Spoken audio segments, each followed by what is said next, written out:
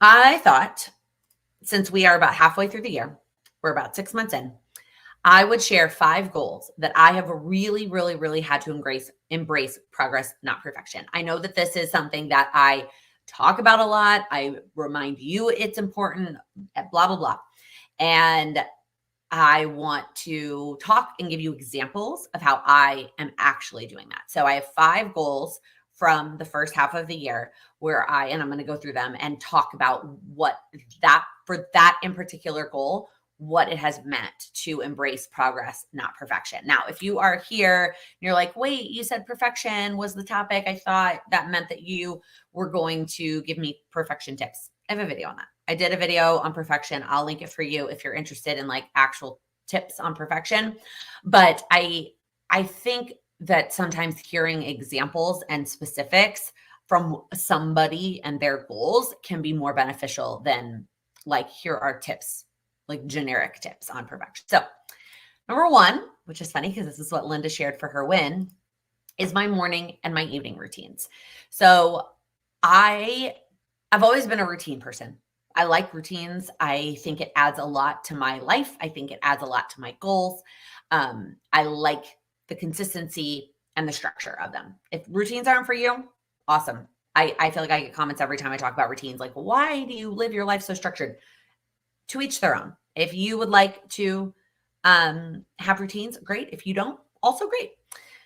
For me, they provide that anchor. They provide that foundation. The morning one provides the foundation to kick off my day, the things I want to prioritize before my day starts.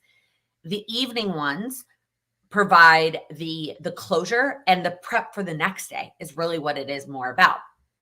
Now, my morning routine has always been great. I feel like I started working on that I feel like it was 2020 was like the year I really got serious about my morning routine. And over the years, it has ebbed and flowed and looked a variety of different ways, from being in the office to working from home and continuing to work from home and then going back to the office and then working for myself and then having a baby, etc. And so if you were around, my Q1 goal was to focus on my morning routine and really get back into that.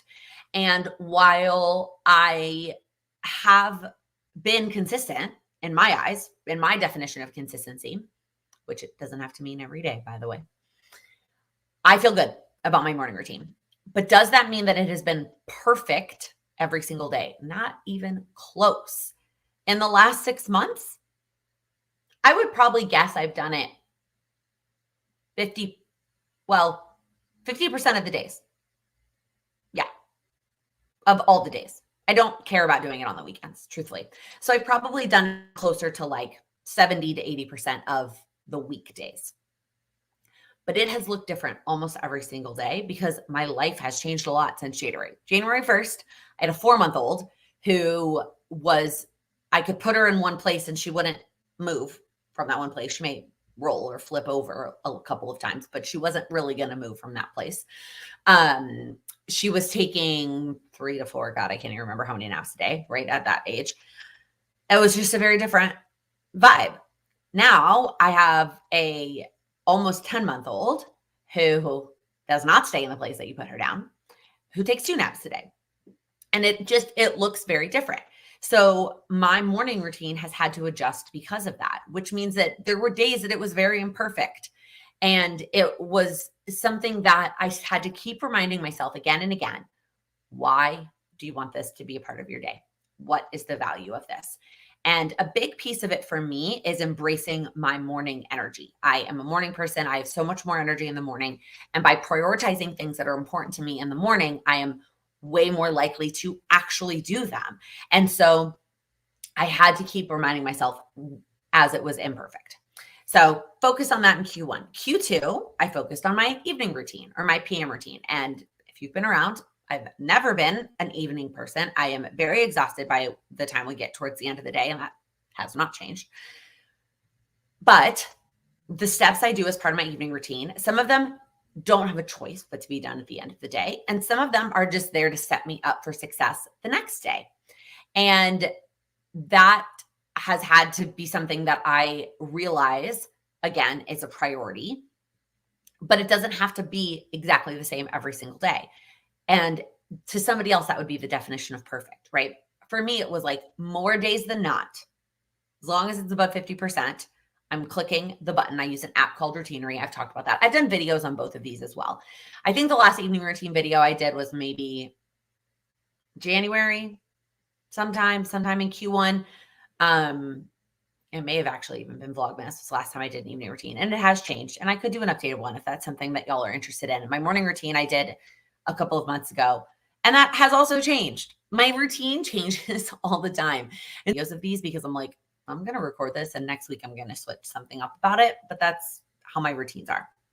However, this is probably one of the most common topics or requests I get all the time, is to talk about routines and to talk about my routines and blah, blah, blah. So in July, the lives here on Wednesdays are going to be all about routines. So if we go back to the calendar, there are 4 live chats in July. All of them are going to be about routines. It's going to be a series, and we're going to talk all about routines, creating them, implementing them, and then following through on them when life gets tough. So make sure that these are in your calendar to either join us live or watch the replay. I'm excited to chat about routines with you in July. Okay. Number 2, and goals that I have had to embrace progress and not perfection, which, by the way, when we're talking about like perfection, your definition of perfection and my definition of perfection are probably different. What I'm talking about is like what I would have struggled with in the past as my definition of progress. So number 2 is extra work projects. What I mean by that is work stuff that is above and beyond. Sorry, y'all. I was using my camera or my phone to get some B-roll for a reel, and it's blowing up. My family is being very chatty right now, and I need to like take it down so I can't get distracted by it. My business here on the internet has a lot of recurring components, right? I post a YouTube video every Monday. I go live every Wednesday. I have a community that has a weekly coaching call. It also has Facebook posts and texts that go up every day. Those pieces of my business, the regular recurring stuff, I got that figured out, right? I have figured out how to do those things with having a daughter and like all of what all that entails. There's other stuff I want to do with my business. There's other things I want to do, whether it's create new products, update websites. Like there's just so many other things. Update the planner, launch the planner. Like there's so many other components. Breaking these down and working on them and following through on them has been tough for me since having a baby. And let's be honest, y'all, this was tough for me before having a baby. Truthfully, this was tough for me as soon as I started working for myself, and trying to manage that was tough. And it still is.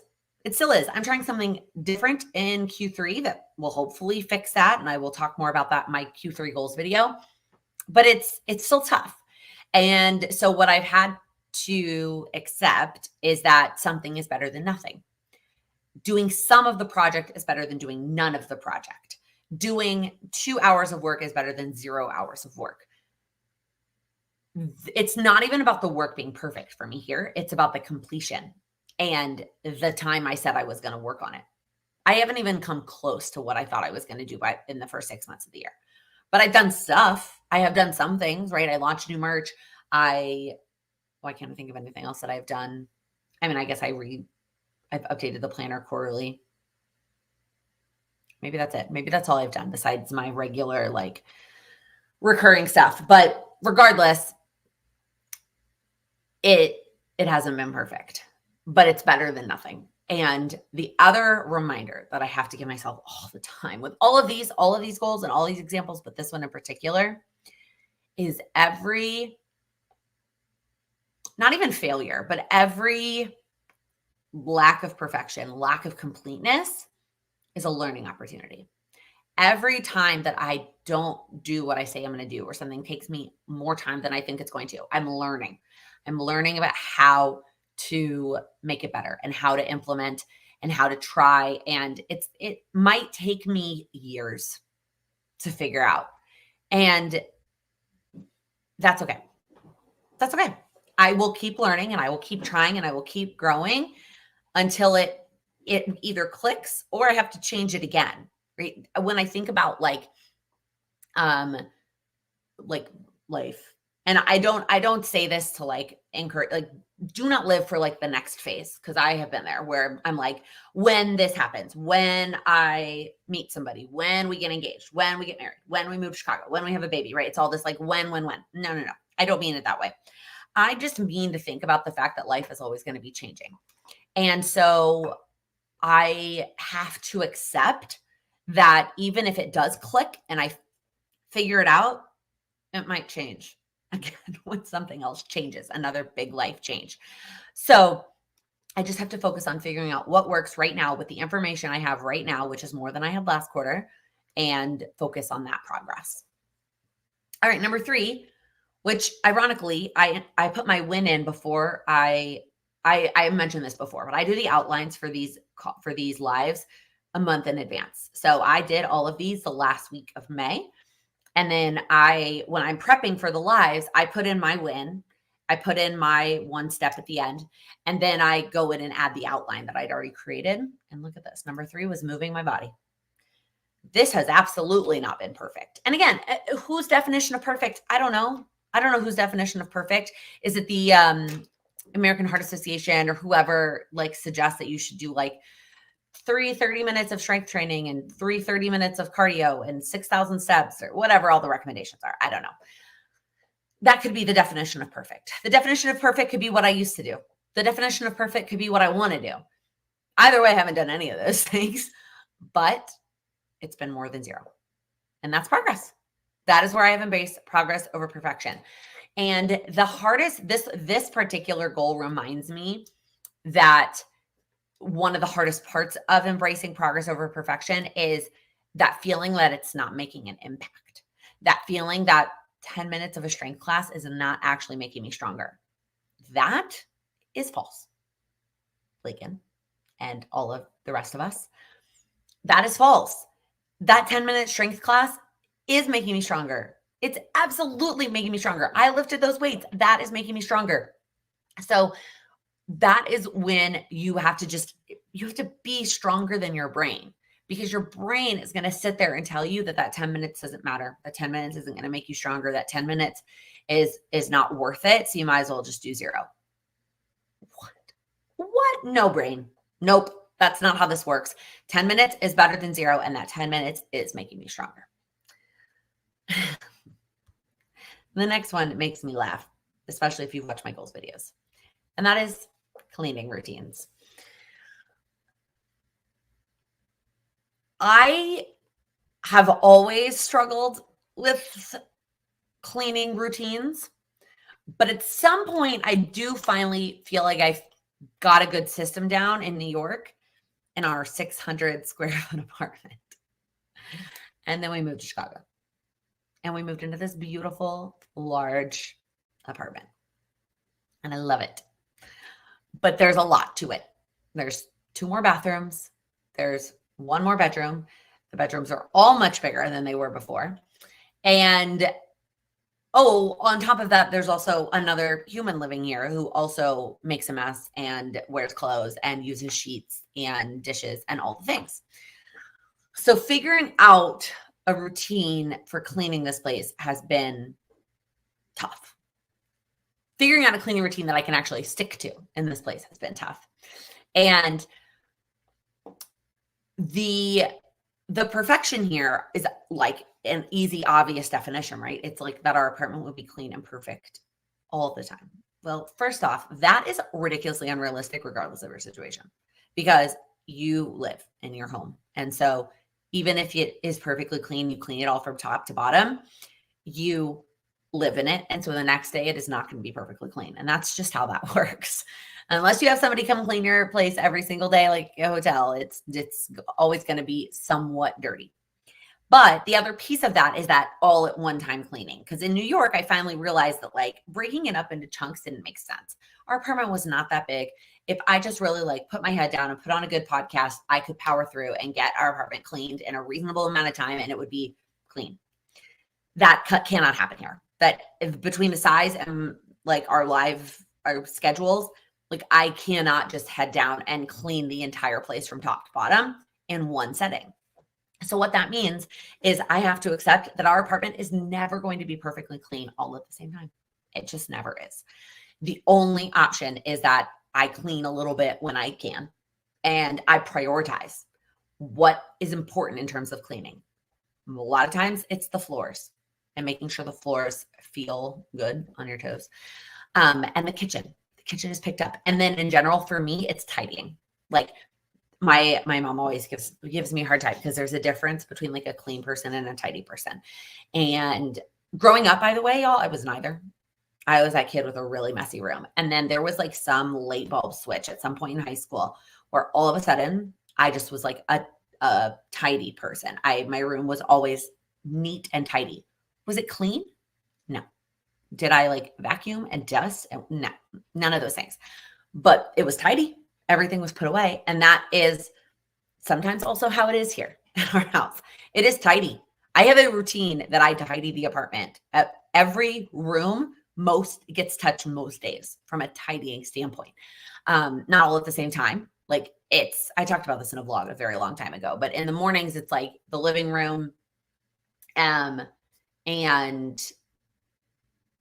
maybe it's just the living room in the morning and then the rest of it in the evening. Well, then the office is at some point during the day, and then the kitchen and the bedroom in the evening. Actually, the bedroom is in the morning too, so when I make the bed. Either way, most of the apartment gets touched during the day, and I tidy it. It doesn't mean that it's clean. And that is the progress that I've had to accept. And I'm okay with that right now in the season of life. And maybe someday we'll be able to budget a cleaning service. And even then it won't be perfect, but it will be better. Or I will just, I don't know. But this is one of those goals that I've had to be like, what are the priorities? What's important to me? And follow through on that. All right. Last, but certainly not least, these were in no particular order, by the way, is also a work goal, and that is my email newsletter. If you are on my email list, which if you're not, you can sign up, and I'm about to tell you how often I send emails and what they look like. This has been a struggle for a long time. Part of the problem here, okay, it's not a problem, but part of my struggle is I don't read other people's email newsletters. I don't like them in my inbox. I don't want them. And so I used to run my business from the state of I was my ideal person. And sometimes that's still true. But not everybody is me. And just because I don't like email newsletters doesn't mean other people don't like email newsletters. And when I say newsletter, like I don't, that's the phrasing that like the marketing people use. It's an email. It's a consistent email. That's really what it is. A regular email to your email list. Okay. So for a long time, I wouldn't do it. And I just like resisted it in general. Then I finally was like, okay, I'm going to do it monthly. That's how often I'm going to do my email newsletter. It's going to be every single month. And I was okay at that. Sometimes it worked and sometimes it didn't. Like some days were better than others. Or some months were better than others. And then this year I was like, all right, I'm getting to this. I'm going to prioritize this and I'm going to do it weekly. I should have counted before this live. I would say, we're 26 weeks in. I probably sent 20. And the goal is for them to go out on Mondays. Some of them have gone out on Tuesdays. Maybe one went out on a Wednesday.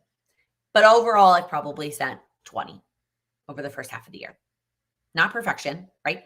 Perfection is that I would have sent 26 and they all went out at the same time every Monday for the last 26 weeks. But you know what? 20 at approximately the same time on the same day, pretty good. That is one of those things that I have had to say, okay, I didn't send last week's or I sent last week's late. That doesn't mean I can't send next week's on time, right? It doesn't have to be perfect to be helpful. So if you are interested in joining, I do try to send them on Mondays. And it usually is a component that's usually 3 pieces. Number one is the like whatever's on my mind for that week, whatever that week's thoughts are. Number 2 is the video for that week, a little bit more information behind it, and then just telling you what the video is for that week. And then the third piece is what the live topic is for that upcoming Wednesday, because in theory, the emails come on Mondays and the live isn't until Wednesday, but the topic for the live will be in your inbox on Mondays. So if you're interested, if you're not already on my email list, the link is in the description box. But that is number 5.